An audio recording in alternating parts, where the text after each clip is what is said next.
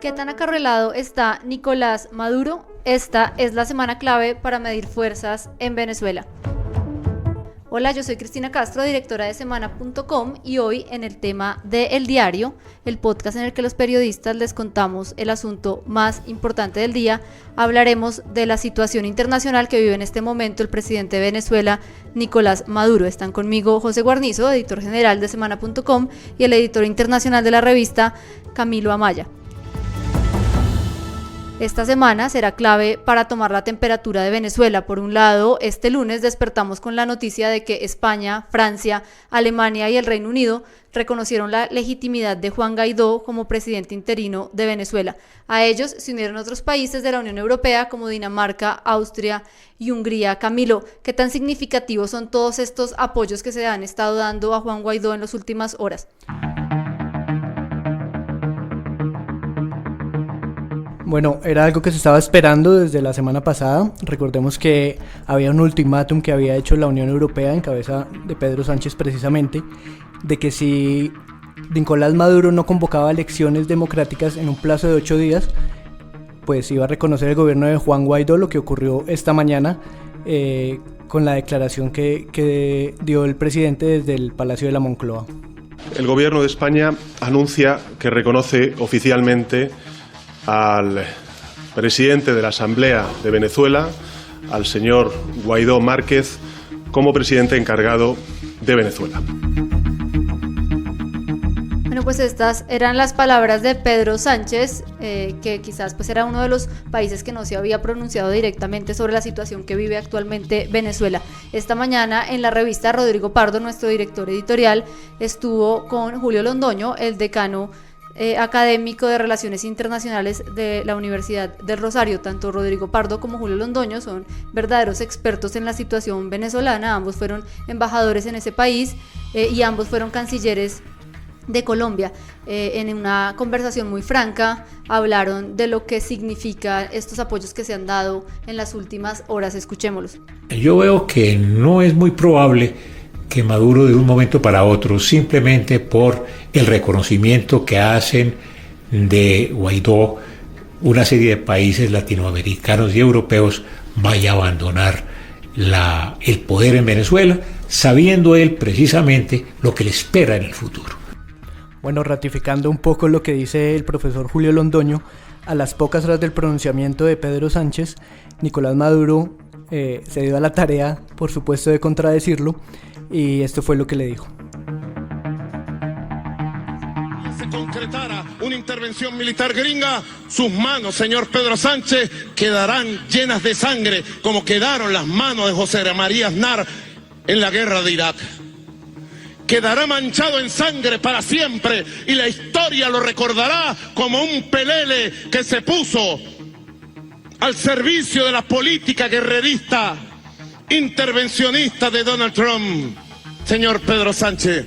Bueno, pues este domingo hubo una entrevista que dio muchísimo de qué hablar en todo el mundo. Jordi Évole, que es un periodista catalán muy conocido en España, le hizo una entrevista a Maduro en el tradicional programa Salvados, que se emite por la cadena La Sexta. Pues Maduro, en esa larga intervención que duró más de 2 horas, dijo que no estaba de todos modos en sus planes rendirse, y mandó varios mensajes a Juan Guaidó y pues básicamente le dijo que era muy joven, que no se metiera en problemas, y negó, como ya es tradicional, incluso en el 2017 Évole también le hizo otra entrevista a Maduro, y si uno las compara, no ha cambiado mucho el discurso de Maduro en esas entrevistas. Niega que haya, digamos, una crisis humanitaria, y siempre habla de una crisis económica causada por agentes externos. Vamos a escuchar. Los bolivarianos nos rendimos. Nosotros somos, como dice Rodríguez Zapatero, somos como los vietnamitas. Luchamos hasta con las uñas luchamos. Con la palabra, con la verdad, con la política. Porque creo en la palabra, en la verdad, en la política. Pero aquí no hay campo para rendirse. Aquí nosotros estamos defendiendo una causa histórica. Y la vamos a defender con amor, con argumento y con fuerza. Y es que pues a pesar de que parezca que está rodeado internacionalmente, desde que afuera lo veamos como un poco acorralado, pues los análisis sostienen que la clave de todo esto se va a resolver por el ejército. Y hasta que el ejército no decida ponerse del lado del gobierno de transición, no va a pasar nada. Maduro habló en esa entrevista también de que está armando al pueblo y que incluso tiene una milicia de unos 2 millones de combatientes que se suman además a las Fuerzas Armadas regulares. Eso con denuncias también de los equipos especiales que ya sabemos que atemorizan al pueblo, que hay varios incidentes de fuerzas especiales secretas que están cometiendo acciones extrajudiciales. Pero con todo también se ven algunos resquebrajamientos en el ejército. El último que vimos fue el del comandante de más alto rango, el general Francisco Llanes de la Fuerza Aérea, que antes de las marchas del sábado, en un video proclamó a Guaidó como el legítimo gobernante de Venezuela. Escuchemos lo que dijo. Para informarle que desconozco la autoridad irritada y dictatorial de Nicolás Maduro y reconozco al diputado Juan Guaidó como presidente encargado de la República Bolivariana de Venezuela. Camilo, esta noticia que se conoció el sábado sobre la intervención de Francisco Yáñez fue muy impactante sobre lo que significaba esa pérdida de poder que Nicolás Maduro estaría teniendo en este momento entre los militares venezolanos. ¿Qué tan significativo es el anuncio que él hace en este video y qué tanto eco puede llegar a tener en otros militares? Bueno, es un primer paso, pero creo que uno tiende a ser demasiado optimista con esta clase de anuncios. Hay que recordar que estamos frente a un ejército que es uno de los más grandes de la región, con unos 350.000 hombres y una cúpula de cerca de unos 2.000 generales y comandantes de batallón, y un caso, pues por más que sea como una pequeña luz, no es tan representativo. Sin embargo, pues es un primer indicio de que no todas las Fuerzas Armadas están con Maduro. De hecho, el general Llanes en esta alocución decía que el 90% de la Fuerza Armada está descontenta con el régimen, pero hay que ver cómo se traduce eso y quiénes están dispuestos a cambiar de bando. Digamos que se da por descontado que las personas que están en la cúpula, los generales de más alto rango, están metidos en negocios ilícitos que van desde el narcotráfico hasta transacciones en la frontera de dudosa procedencia, pero digamos que lo que se cree es que los que van a tener que hacer esta transición son los de los mandos medios para abajo, que son hombres que realmente están sufriendo la crisis como cualquier otro venezolano, que no tienen para mantener a su familia. Hablábamos hace poco con Rocío San Miguel, que es una de las expertas más importantes en el tema de las Fuerzas Armadas en Venezuela. Dice que a un militar no le alcanza para sostener a su familia, a un militar regular.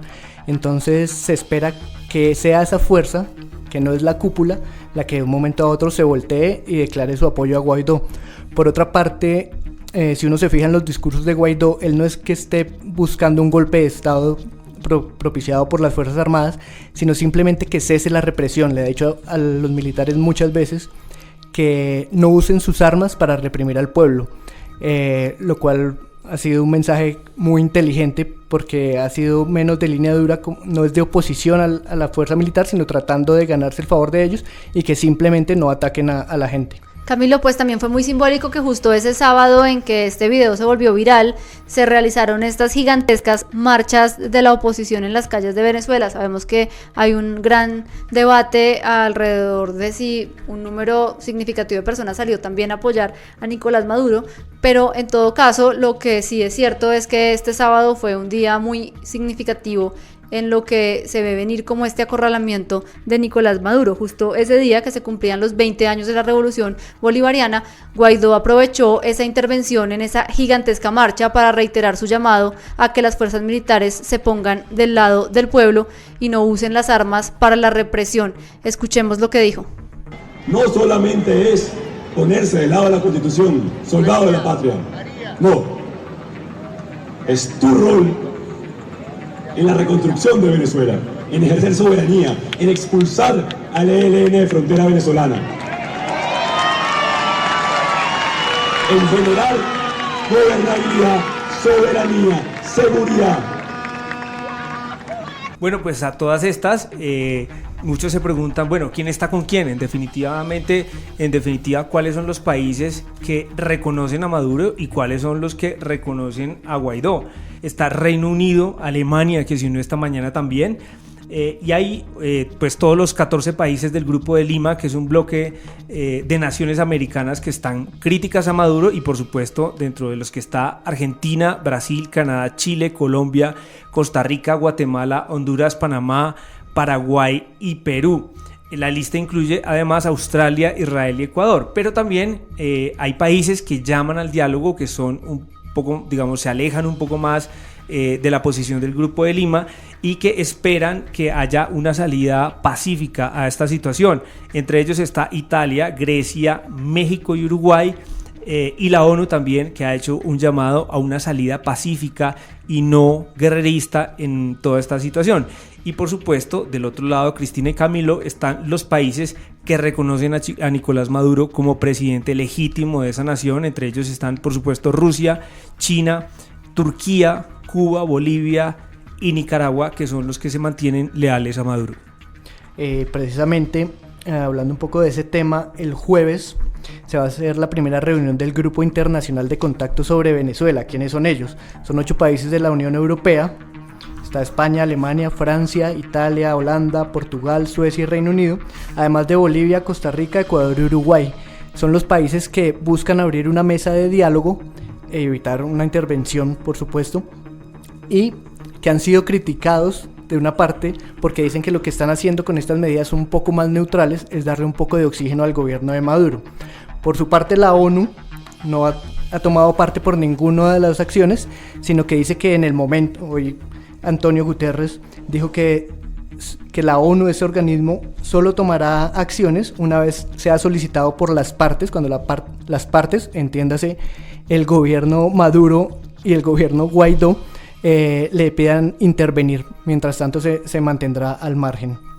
Bueno, pues hay que decir, José, que esta presión internacional verdaderamente sí significa una situación que no tenía precedentes en el régimen de Nicolás Maduro. Si bien era un gobierno muy criticado, solo hasta esta semana se puede ver un cerco internacional así de importante como lo que se está viviendo. Incluso los países que han sido más flexibles con esta situación pues piden que se vuelvan a realizar elecciones y que se garantice un sistema democrático. Como eso no va a suceder, pues lo más previsible es que la situación en Venezuela pues tenderá a empeorar.